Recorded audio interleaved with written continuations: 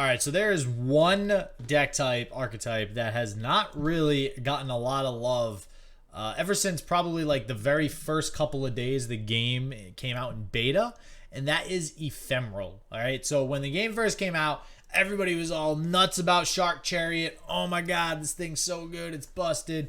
Yeah, and then nope, it's just not good. So now this deck, mind you, does only play one copy of Shark Chariot, so it's still not that great. Not gonna lie, but Ephemeral in general has gotten a hell of a boost, I think, personally. Namely, something like Eye of the Dragon is incredible right now, and Sapling Toss. Yes, you heard that right. Sapling Toss. So, as always, my name is Justin, also known as Shit Just Works, and today we are going over a brand new Ephemeral deck that I am super excited about. I'm still trying to tweak it, see if we can get this puppy to be super competitive. This is one of the most fun decks to play that I have made in a while, so let's get into this deck.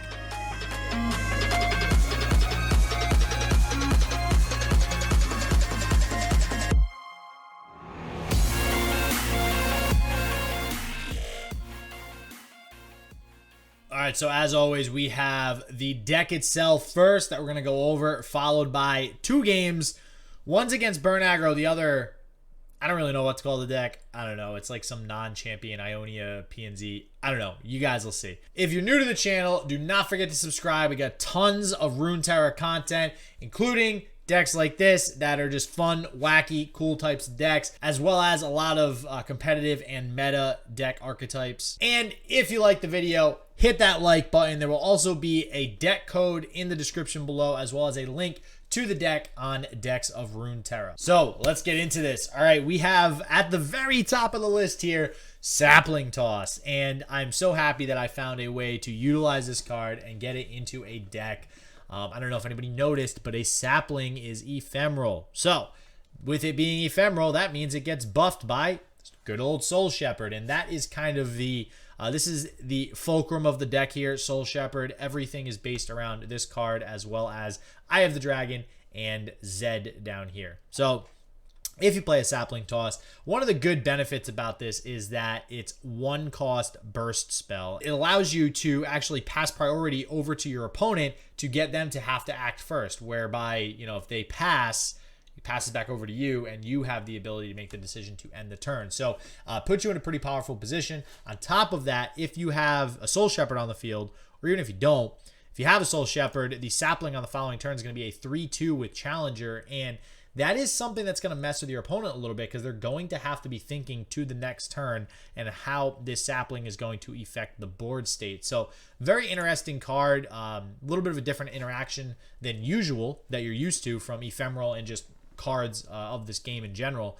So then we have Eye of the Dragon, which also very quietly summons an ephemeral dragonling. So these are ephemeral. They do get buffed by Soul Shepherd, and 3/2s with lifesteal feels pretty good, not gonna lie. Now, how do we keep these puppies on the field? So this is the issue, right? Soul Shepherd is obviously an insta target for your opponent, as is Eye of the Dragon once they kind of realize what's going on. If it's a burn aggro deck, obviously they're going to focus on Eye of the Dragon immediately as well. Well, we have Retreat. Retreat is a pivotal card in this deck, 100%. Retreat works with damn near everything, minus Darkwater Scourge and Hecarim. But if they target your Zed, retreat it. You can play it with the Return. I think that's the card that it creates, right? Shadow Assassin, you can retreat it, play it again. Usually you actually don't want to play it on Shadow Assassin, even though you will get the extra draw off of it. But in weird spots, you do still have the ability to use it. Then we have Soul Shepherd. You can also protect it with it. Can also be summoned with the Return. And then finally we have Eye of the Dragon. So that allows you to pretty much keep these on the board the entire game, and you will need to do that. This Eye of the Dragon engine, paired with Soul Shepherd, paired with Zed, will allow you to keep consistent pressure onto the opponent. Where it's so much pressure that I actually considered adding, where is it here? I think Recall, right? Recall an ally. Basically, this is just the deny at one cost for anything that targets your followers or your champions. And that's why I considered actually putting it in here. We'll see what happens with that. I'm not sure. There are other cards that I'm not entirely convinced of yet. So something like Onslaught of Shadows, right? Love this card. Summon 2/2. Wow, that's a lot of twos. Summon 2/2 Ephemerals, which get buffed to a 3/3 with 1 Soul Shepherd, which is also why I decided to run that as opposed to, if I could find the other card in here, Haunted Relic, because with 1 Soul Shepherd on the field, these are only at 2 attack, which means they crucially cannot block fearsome units. And sometimes you do need to use Onslaught as a defensive tool against aggro and, other fearsome based decks. Shark Chariot is a one of. Not totally sold on this card. It is, in theory, a good card as far as the effect is concerned, but it's just so hard to get off consistently that it ends up being kind of dead and clunky in your hand. Also feels bad to actually play this early in the game because it's already putting you behind 2 mana and a unit, which you have to, have another Ephemeral on board to summon. Now, you will usually have plenty of Ephemerals with the Zed, with the Hecarim, with, everything else that's summoning Ephemeral units, but I don't know, just not crazy about it. Sonic Wave, another great card for this deck. Gives your Ephemeral units Challenger, and one of the biggest things that Ephemeral has to overcome is its inherent loss of card advantage in trade of doing more damage, right? And what this does is, let's say you have an Onslaught of Shadows, so you're summoning 2 3/3s thanks to having a Soul Shepherd on the field. Now you can Sonic Wave. You get the second spell trigger if you have an Eye of the Dragon as well, since Sonic Wave is a spell. You give one of your 3/3s Challenger, and now it can kill something with 3 health. And if you really need to, you can Resonating Strike on that something. So now you can deal 5 damage, which is a pretty big deal. A lot of times I find myself using Resonating Strike on a Zed to put more pressure on my opponent. When you have a 5/2 summoning a 6/3 alongside it to attack, suddenly that is a lot of pressure for your opponent. So then obviously we have the typical Darkwater Scourge with the Death Mark. Death Mark also works with pretty much everything else in this deck. Deep Meditation is a huge advantage in this deck. Allows you to keep up with card advantage and draw spells like Glimpse and Retreat, which you will need to either protect or trade with your opponent. So with all that said, let's get into these 2 games to see exactly what I'm talking about. All right, so this first game, like I said, I don't really know what they're playing. Ionia PNZ champion list, I don't know. This is in Diamond 2, so I imagine this is lower Diamond, so I imagine they're probably experimenting a little bit with new types of decks. But regardless, first thing you want to do is try to mulligan for things like Eye of the Dragon, Soul Shepherd, Zed, Shadow Assassin, those, and Retreat. Okay, having a Retreat in your first hand, even without having any of those cards, is usually pretty good because you will eventually draw into one of those, right? Shadow Assassin is really what you want to play if you don't have the other tools. So in this case, we actually drew Eye of the Dragon, we drew Zed, and we drew Soul Shepherd. So there's really no reason for us to have to draw at this immediate point. We also have a Retreat to save anything if our opponent decides to Mystic Shot or get excited or really any sort of removal on any of our units, right?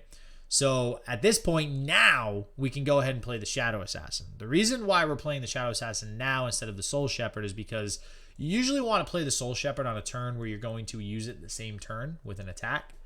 You can see we use the Retreat there as well to do exactly what we were talking about, which is save the Zed. So now what's going to happen is next turn we're going to be able to drop the Soul Shepherd, be able to get an attack off with it. It does feel bad. Listen, my opponent's playing Trail of Evidence. I don't really think that's that great of a card, but they're playing it, and it is going to get both Eye of the Dragons off. So it's interesting that this is a kind of a mirror match in that sense where he's getting a lot of Dragonlings out, which definitely feels pretty bad. Also feels bad that I didn't have the Dragonling come out with the Soul Shepherd already on the field. So you could make the argument of playing the Soul Shepherd prior to Shadow Assassin just to get the Dragonling to be a little bit bigger. In this case, I decided not to do that, mainly because the extra attack isn't going to do anything against it just being blocked by another Dragonling anyways. I'm already at pretty high health. Doesn't really make a difference. I would, however, like to make sure that my Soul Shepherd lives, which is why I played on the next turn. So pretty, less than desirable attack turn, mainly because, again, my opponent is summoning these Dragonlings. Now, I am basically at this point hoping that my opponent runs out of steam so that they can't keep summoning these Dragonlings, right? Hopefully, this turn as an example, they don't have enough spells to go ahead and play another Dragonling. They do play the Kinku, which now I'm thinking to myself, okay, pretty sure on my next attack turn, they're probably not going to have Dragonlings, which means I'm going to be able to go all in a little bit. So what I decide to do is get the typical. This combo's been around since the beginning of time, since the beginning of this game. Darkwater Scourge and Deathmark. Very, very good combo. I do decide to get it off on one of the Eye of the Dragons just in case.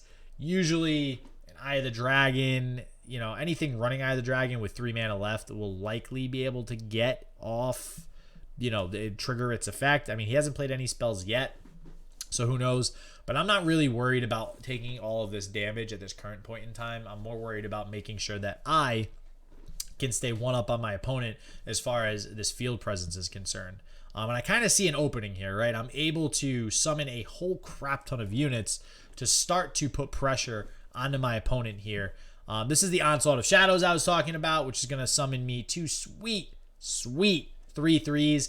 He's forced to recall the Darkwater Scourge because, like, a 6/6 on board on top of all this is really scary right now. So it feels really bad for him to have to do that too, because I'll just be able to Deathmark it again.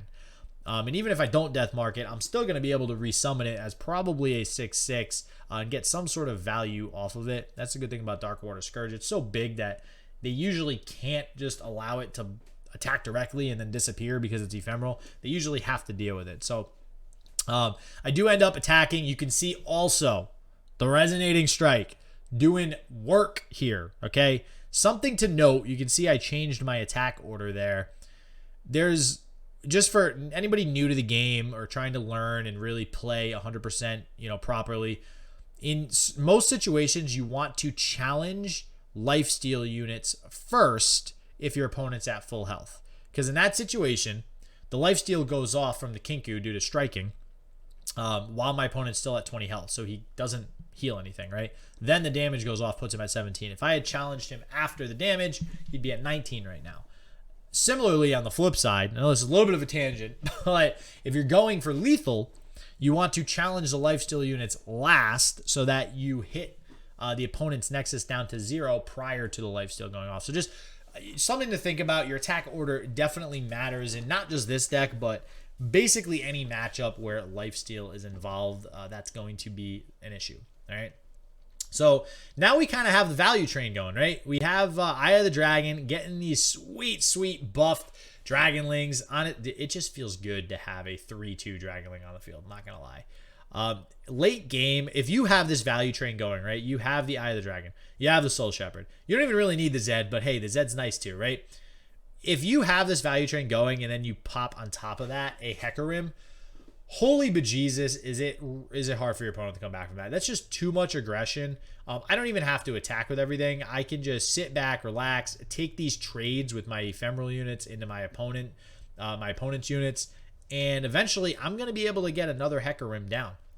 And now, anyways, what I want to be able to do is get this Hecarim down with some sort of protection, right? He is playing Ionia and Piltover and Zon. It's a good chance he's going to have a Will of Ionia or a Thermo Beam or some sort of removal for the Hecarim. I do have the Deny now. So you can see here, I actually decide not to play the Hecarim there, basically playing around a Thermo Beam, okay? Even though my opponent would have had to spend 13 mana, I am A-okay with that. So, I mean, I know they're going to be A-okay with that, which is why I needed to go that route.